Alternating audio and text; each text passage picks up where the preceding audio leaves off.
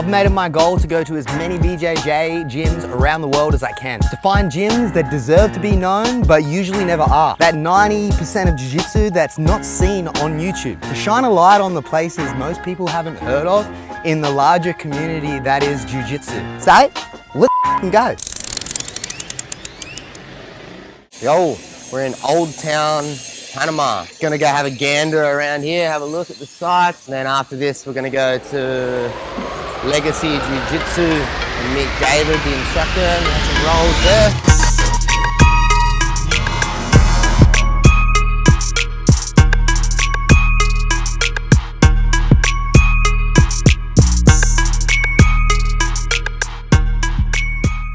It's really nice around here, down in towards the main part of Old Town. And when you start to head up this way, it starts to get into more sort of a local area as well. You can go for a walk up some of these places. Lots of these like abandoned buildings. They've just bricked them all up. Lots of the locals just live in these sort of places, hanging their clothes off all the balconies they got. When we first moved here, it was during their Independence Month, and we'd been on a 30-hour flight with a 2-year-old daughter and hadn't had any sleep. And Australians think they party, but these guys, man, I think they got a little bit of that booger sugar going as well, and they don't stop partying for the whole month. And there's just firecrackers and fireworks 24/7, so you don't get any sleep. Kids playing up on the balconies here. There's lots of housing commissions sort of thing around here as well, and the kids just kind of live on the street. But the good thing is, like, all the street dogs and all the street animals, they're really friendly around here. I bought my dog from Australia, and he's definitely not a street dog. He's dumb and he'll get hit by a car if I'm not looking after him, and he plays with them. They're fine. Yeah, there's just this sort of stuff everywhere, just old abandoned buildings. During the festivals, I actually seen a bunch of blokes in one of these areas having a good sesh on the Colombian booger sugar. Hear the music? It's the school. The school's all covered in barbed wire fence here. You'll see the kids in here, they're all playing.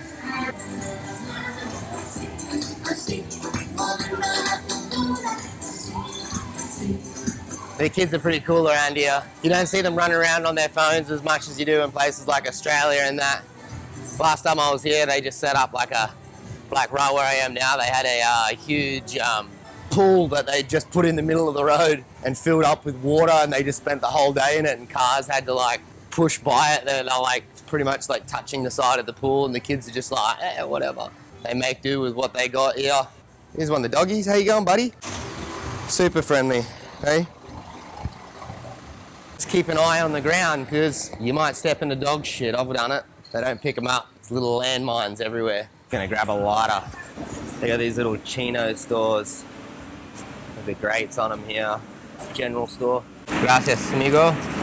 Ciao. During the parades, I was walking up the wrong way. I don't know, I guess you'd call it the ghetto, but it's not the ghetto really, but where all the locals live, and the kids were throwing firecrackers at me. Gringo. Scared the shit out of me. I jumped 10 feet high. They're bloody loud. And then they just got full-on fireworks as well, so they throw those around also. Nah, it's not a cigarette. It's a firecracker. Let's set off a firecracker. Tide's in at the moment. The little wick at the end of them you're meant to light has fallen off inside my pouch, so I don't want to blow my hand off, because I think they'll do some damage to you. Here we go. Well, that was a letdown. I was pretty much just lighting straight on the end of where the powder was, so I didn't want it to go off near my hand, because I've seen some videos, they fuck you up if you hold on to them. Fig trees, it's kind of like what we have in Australia as well. It's nice and cool here for a change. It's usually balls hot, but it's actually a beautiful day here in Panama. I thought this was interesting. Panama, I think in the early 90s, I'm not sure, you'd have to check it. You'd have to look it up. Oh, fuck is that?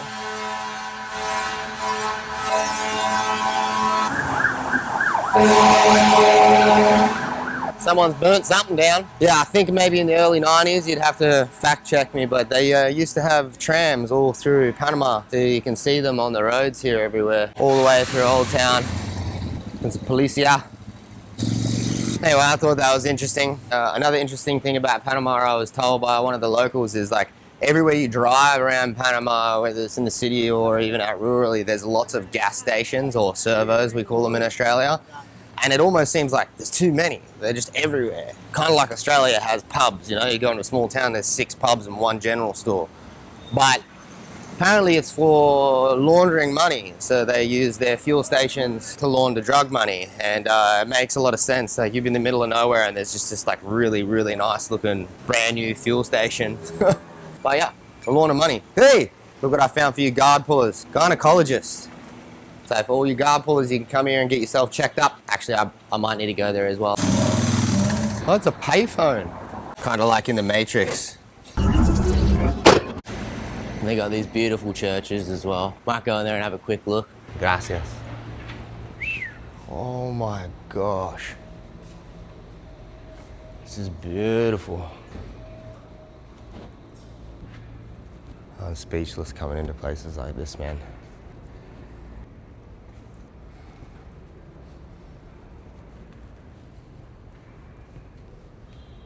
So holy water. There's the bells ringing now. Oh, they've even got the pipes right up the top there. The place is beautiful. Es hermoso. Gracias, amigo. Ciao. Woo! Holy shit. This is like the touristy sort of place, like where a lot of expats come and stuff. City's out towards that way. I might grab another coffee soon as well. Heaps of trinket shops everywhere around here. When you come into Old Town, there's lots of coffee shops here, but this coffee shop here is really nice. So this is the center here. It's a nice hotel if you want to go to that one. It's really nice, and straight across, just up on top of this building here, there's a nice rooftop bar. I went up there when we first arrived and got a little bit pissed. Look at this doggy. General Thomas Herrera. General Thomas Herrera. General Herrera. He's up on there and he's horsey. I forgot to mention one of the biggest things about Panama is they have the Panama Canal. Big gorge through the center from the Pacific side all the way to the Caribbean side so they could transport goods. Thousands of men died in doing it, and they tried to cut it first sea level so the water would just go through sea level, and apparently the company or whatever that was doing it went broke, and then eventually the Americans took over and they ended up finishing the project, and they made those sort of like cells that filled up with water or drained with water so they could put the ships through. But yeah, big ass canal goes through the middle and transports a lot of the goods and shit that you get. Uno cappuccino, por favor. Medio, gracias. I think you say medio. Okay. We got some fuel now, so let's keep having a geese.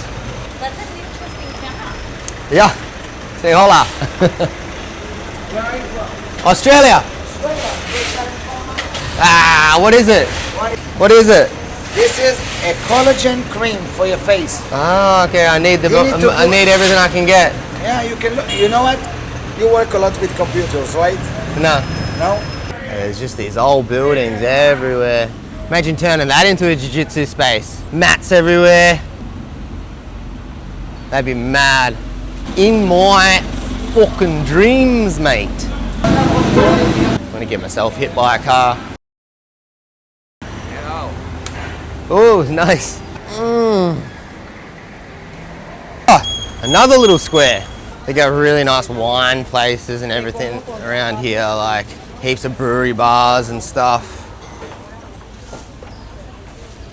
So if you want to get on the sauce, there's no lack of options. Another big statue here. And right behind it, you can see is the church. Another church. 3 churches. Like I said, it's like Australia with pubs. Churches are just everywhere. In Australia, there's no churches and there's pubs everywhere. It's a lot of like the native sort of art stuff they do with their bags and that. And voila, the ladies are making it over there. There you go. And there's water for you. Behind there, that bridge out the back there goes all the way around Old Town, back around and then to the city. That's Old Town for you. So let's go hit the mats. Peace.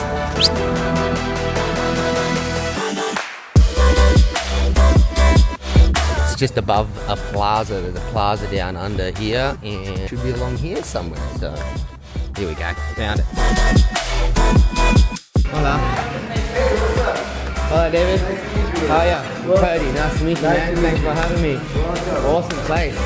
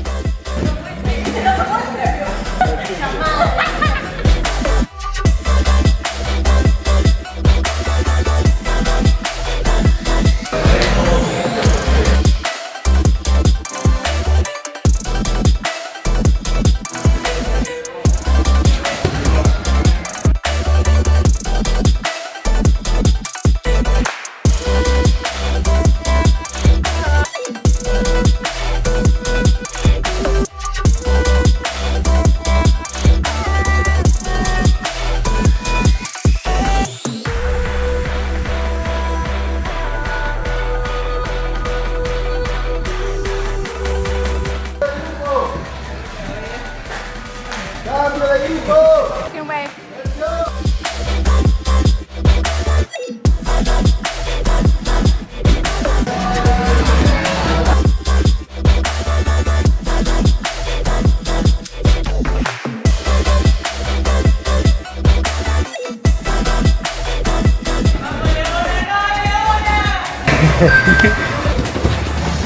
BJJ.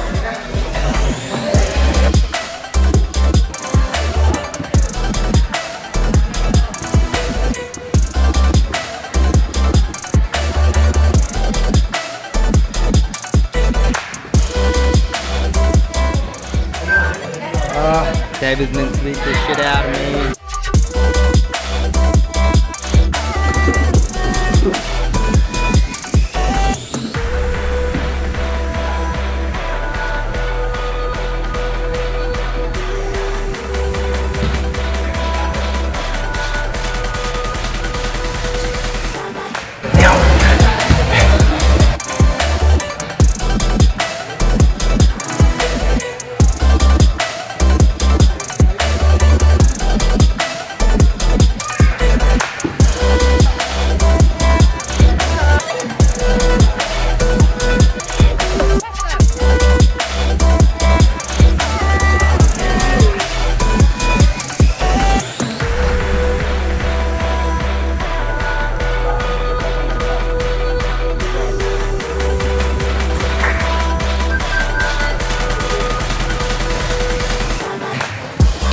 Hi, man. Thanks for having me in the gym. Lovely gym. Awesome students to train with. Thank you, man. So Thank how you did you for start coming. jiu-jitsu, brother? So I was doing boxing for a while. I was around 21, 22. I was doing boxing for a while, and the gym that I was training at, the owner started like a grappling class. He brought a guy to teach grappling over there, and he was like asking all of us to fill the class. And then by the end of the class, the guy that was teaching the class, he was kind of like a chubby guy. I thought I was gonna run through him, and he ended up choking me a bunch of times, probably like on 5-minute rounds. And I was like, I gotta learn this. So that's how I started. Like I started looking for a gym, and I found Timothy Ewing, who's been my coach for like from day one to now. Training under Eduardo Teles with 99 Jiu-Jitsu, and also Tanner Rice with American Jiu-Jitsu Syndicate, both of them. Here in Panama. Yeah. Yeah. Yeah. And that was what, you were like 21 or something? 21 or 22, I'm not really sure. It's been a while. So you've been training for a long time now. I think 17 years. This is my 8th year as a black belt. Yeah. It's been a while. And what made you start a gym? So I started teaching kids class at Tim's gym. So after a while, I was like, well, I liked teaching kids, like, and I wanted to start, like, since Panama doesn't have like a big culture on competition or big culture in jiu-jitsu, I started a little group with kids that I wanted to train for competition and started taking them outside. So we went for pans, nagas, a bunch of opens, and they started like doing really, really well. So it, after a while, COVID hit, everything was locked down, the group got a little bit like separated, and when we were in lockdown, I was like, we found a house, and I was like, well, we need a place to train again. Everyone was like at their own, doing their own stuff. So we rented the house and we started the gym like at the living room. It was supposed to be something. In the living room? Yeah. It was, we used to live downstairs. So we had like the living room upstairs, right? And I put like a little room with like heavy bags and stuff. But me and my wife, we would leave like a little apartment below the gym. So it was supposed to be something small. And then after a while we were like, okay, people started like coming and coming, and we're like, we don't fit. So we started moving and moving. And then you started upgrading until you got to this gym. Well, what do you reckon you get the most out of being a jiu-jitsu instructor? Yeah, so for me, it's always the growth in people. You know, there's gonna be like ups and downs. Jiu-jitsu is like, it's infinite. You never stop learning. Some guys are gonna be champions, some guys are not gonna be competitors or whatever. But what happens the most, or what fills me the most, it's the way this is a tool for me to help them grow in whatever situation they have. It could be like, for example, like somebody lost their job and they find themselves in a really, really tough spot. I make them train a little bit harder, a little bit more, so they find themselves like finding that strength in those like really, really bad spots until they, you know, outgrow whatever is going.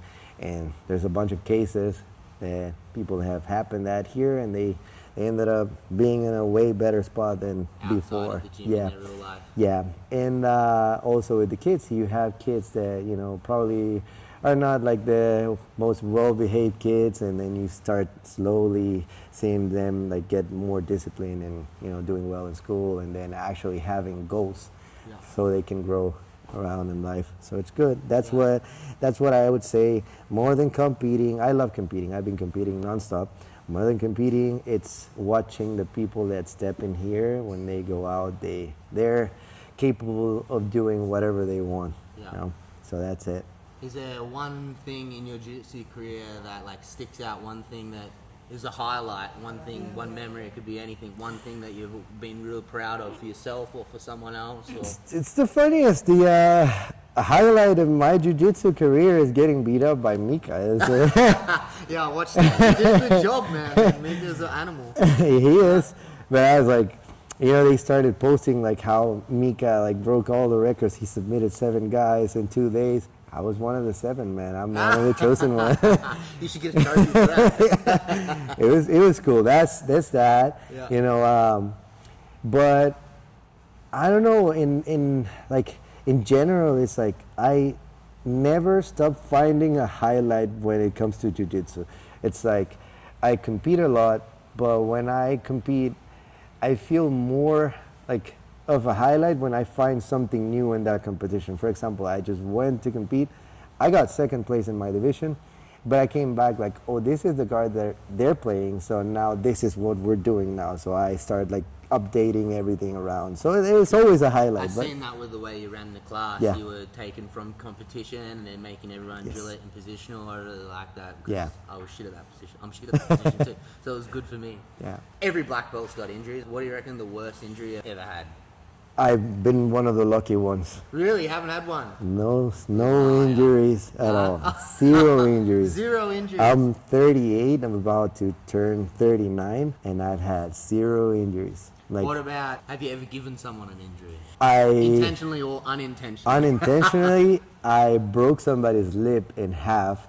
I was like playing I was playing guard, and it was a very slippery mat. So I went to replace guard, and he dove right into my knee, so I split his lip in half. So I had to go and help him get stitches. That's been the worst that I've done. But other than that, I try to keep it very calm. Yeah. So, and like I try to be very mindful when we're sparring. Like I'm not really trying to like just do stuff because I can. And I think that has helped me avoid the injuries and help me like not really hurt anyone. Bunch of scratches, I can tell you. Every time I compete, I end up like my whole face like is super You haven't scratched. even done your fingers. No, they're messed up, but they're fine. I have a rule, right? This is something that you should get there. The rule, besides like lifting weights and keeping yourself healthy, is like when you're moving, be very mindful of this: toes, knees, hips, shoulders, always in the same direction. Never like leave your leg like moving in one direction and your torso moving the other direction. That is a recipe for an injury. And then also, people hurt a lot their shoulders and they don't really notice, but it's like when they're playing guard, when they're on bottom, and they get really excited to try to come up, like they try to sit up, they usually bring the shoulder over, the elbow over the shoulder and try to post on that. That puts a lot of tension in the shoulder. So I keep always myself like from the line of the shoulders and below. I never bring that out. So it's like, it doesn't matter the position. Like if I'm not able to post and it's on the line of the shoulders, I will always try to move my hips a little bit back so I get a little bit more space to move around the same line.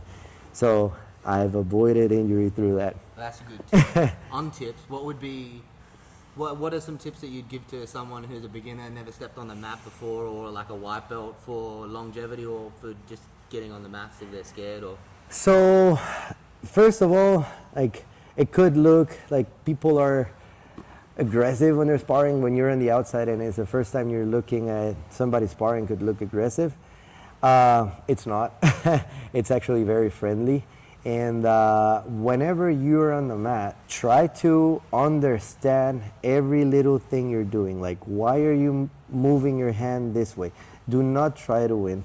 It doesn't matter the belt. Like, you're not trying to win every round. Try to understand little things per day. Like, one little thing. Like, why am I falling this way? Oh, it's because I am dropping my hips this way.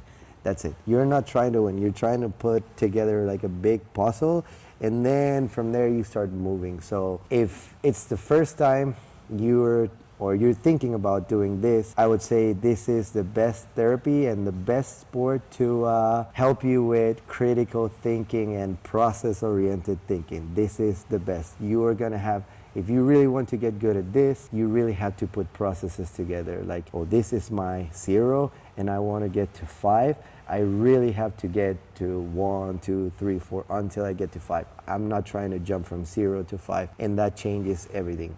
Inside of the mat and outside of the mat. You're not just doing random stuff. You're really thinking about it. So good sports, good exercise, good for your mind. And you know, if you do it the right way, I know there's a lot of people that have been injured, but if you do it the right, you do it the right way, you want to be on the right side. You're not gonna be injury free. So. And have you got any tips for sort of like high belts, for like people that are getting to that sort of, like me personally, I feel like sometimes I'm kind of in a plateau sort of thing, and I keep doing the same thing over again. Like, what sort of tip would you have for someone who's been doing jiu-jitsu for like 8, 9, 10 years? So work on whatever is it that's giving you trouble. Like, get yourself in a bad spot. Give you an example. I like guard passing a lot, and I would never play guard. I'm not a really flexible guy, so I started finding ways to actually like get good at not being pinned. So all I did for 8 months, I would get choked out by everyone. Like I would start playing turtle guard. Okay. So I actually became good at just not being pinned, and I can escape everything, most of the things, and I feel safe. in a spot that was like the worst. Do not get frustrated when something is not working. Fall into that over and over and over again with like open eyes, like what is going on here? Why is this not working? Where is my weight? Be very mindful with your weight. Like, oh, I'm distributing my weight this way, so this is why I'm falling. And then you start like shifting. Sometimes it's like, oh, I'm distributing my weight this way, I'm falling this way. So you think, oh, I'm gonna drop my weight this way, and you end up falling the other way. Sometimes it's just like, oh, I'm here, and you just need a little tweak and just like rotate to the person. You're So not would gonna that fall. relate to like trying to maintain pressure as well? Yes, and being very mindful of your weight. I don't know if you saw that guy that's like really the heaviest guy on the mat today. I've been telling him like He's he's a monster. Yeah, Yeah. he's been training for like a month and a half, I would say. And all I told him, like, you're heavy, right? Learn how to always point your weight to your opponent. So I would try to move him, and all he did was like just shift his direction towards my far shoulder, and his weight is always on top. So be very mindful of that. Like, okay, little changes in angles will change the whole game. So fall into whatever is giving you trouble and start changing little angles. Maybe here, maybe here, maybe here, until you find the right angle that you can work on. Like right now, So grinding down into the Yes. techniques you know already and sort of yes. cinching them up. but do little changes. Don't try to make big changes into that. Because it happens a lot, like, oh, you have a sweep that you're getting like caught on every single time, and people start looking for like the craziest technique, or how do you avoid this? And sometimes the answer is just doing this. It's crazy, but it's the way it goes. Yeah. It's really good. Have you got anything to say? This is Terrazas de Albrook, where it's the plaza of Rivas Meat. Rivas Meat is like a very famous supermarket here. So we're on the second floor, and this is, for me, this is a place that's open to everyone. I want everyone to feel like home when they're visiting or training here. And if you're thinking about training, find whatever school is good for you. If you're close to Albrook, you're welcome to train here and try to have a good time. Make sure it's always a good environment, friendly, always. And the gym's getting bigger too, so that's all going to be matted, and he's going to have a gym out the back here too, so it's expanding. But yeah, thank you very much, Yeah. David. Thank you for coming, man. Thank you so for much. your time. Awesome. Yeah, thank you guys.